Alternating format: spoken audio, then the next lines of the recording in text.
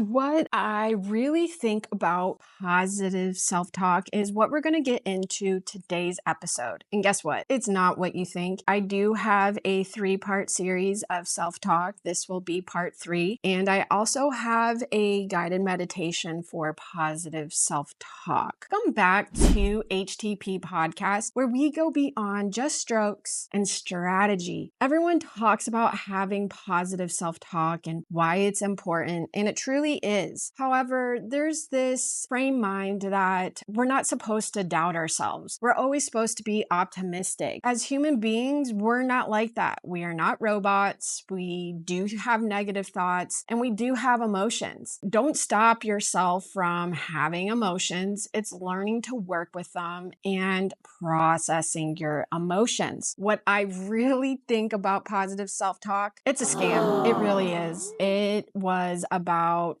people to create scenarios in their mind. But if you don't truly believe them, if you don't truly feel those scenarios, positive self-talk isn't going to work for you. And it's also being able to work through times when you're not playing at your best, being able to work through times when you feel like shit on the court and you're still trying to find ways to compete. Some days it's really easy, right? It's like you start to notice, okay, those negative self-talks are creeping in. All right, let me reframe them. Some days it's super easy to do that. Other times when you're really tired, or maybe you're playing against someone you should beat and your game just isn't there, and you're like, why the hell am I losing to this person? What the heck? And from there, you can have a cascade of negative thoughts that just creep in. Why do I not believe in positive self-talk at times? I do think it can work for some people, just not all. And part of this is because there's a lot more happening on our subconscious mind. Sometimes our autopilot will take over even when we don't want to. And we really will be battling ourselves out there instead of competing against our opponent. And we then lose track of what we're even doing. So positive self-talk isn't going to help you in that case. You have gone into your autopilot of the subconscious mind and it is taking over. Just saying, oh yeah, I can do this, but you have something way bigger going on in your mind. Sorry, it's not going to fix it. And this is where my meditations and visualizations actually start to tap into the subconscious mind. And for self-talk, for some people, it's really important for them to get that energy out, whether it's a burst of being really frustrated.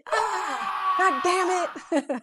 Right? Some people really need to get that energy out before they can move on. Other people, if they start to do that once, oh man, it's just a snowball effect and they start spiraling right away. So it's important for you to catch yourself before you even get there. Also, understand that each day is different. As you build your mental strength, as you train your mental strength, yes, train your mental strength. It is something you can start to rely on even on days where you don't feel like your best. And Novak is the prime example for this. He is still competing even where most people would have stopped. And his mental strength has really shown how much he has trained into it over the years. I mean, look at him when he just started playing on the pro circuit compared to now. He's a really different person on the court, and it's because he's trained his mind. This is what we do. We train our mind, and that can be what we are telling ourselves and not bypassing just how we feel. Now, there are days you're just going to have to get over how you feel. Yes. And you're like, Jira, you're contradicting yourself. I'm saying each day when you show up, it's going to be different and you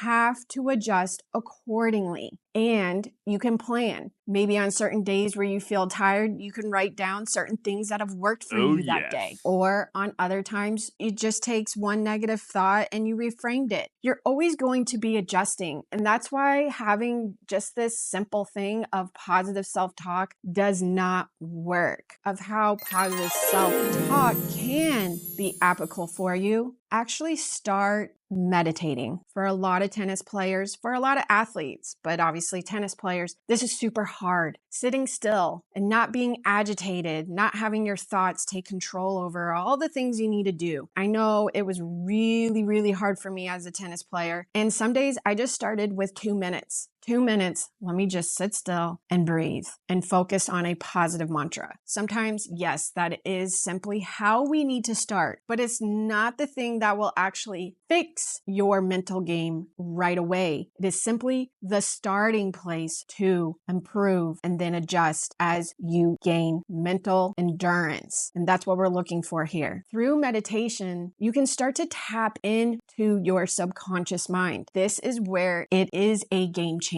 And when people say meditation doesn't work for them, there are 1,000 different ways to meditate. They just haven't found the one that works for them. They try one and then give up and say it doesn't work for them. Sorry, I'm going to say try meditating for the next 33 days. And if that doesn't work for you, then we're going to try another one. Have you ever done that with your technique? I'm sure you have. I'm sure you've tried a technique to make an adjustment to see if it works. You don't just try it once, you try it multiple times. You're like, you know what? This doesn't work for me. I need to make a different adjustment. It's the same thing with our minds, but we think it's this complex thing. We're here to tune in to our thoughts. What are we actually thinking and saying? And then getting deeper into the subconscious mind and programming the subconscious mind. The next step after that is to actually see what patterns are popping up for you. And that's where journaling is huge. It's through journaling, unless you have the money and the funds to see a sports psychologist to break down every element of your mind to you, then great, you have that. But for most people who can't afford that, I'm giving you a simple exercise that you can do, seeing when negative patterns show up. And I really wish someone would have taught me this. I really liked journaling, but I never looked for the certain patterns that were showing up in my game. I would just write down how I played, whether it was good or bad, and that was it. I didn't start to look back 6 months from now being like, okay, what patterns were showing up then? And are these same patterns showing up now? This is where journaling is super effective. So we can start to see those patterns over and over and ultimately become your own